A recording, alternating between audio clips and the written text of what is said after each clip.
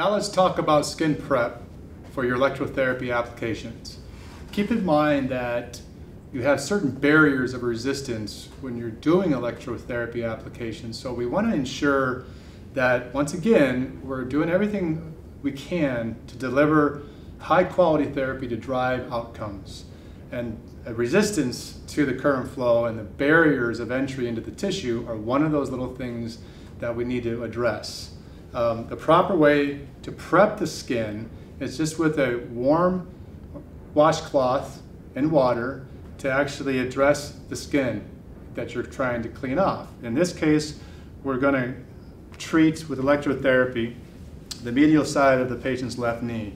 So we're just going to remove a lot of excess skin oils, dead skin cells, dirt, lipid-based moisturizers, a lot of these things that we tend to overlook in the course of a very busy day.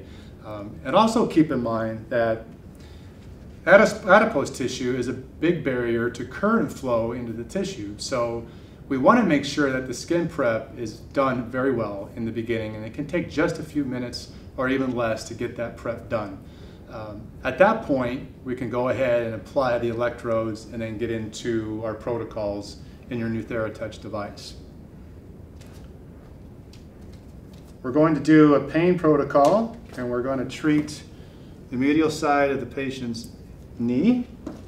We're just going to place 2 electrodes, and we're going to allow the current to be able to flow through each electrode to treat the pain.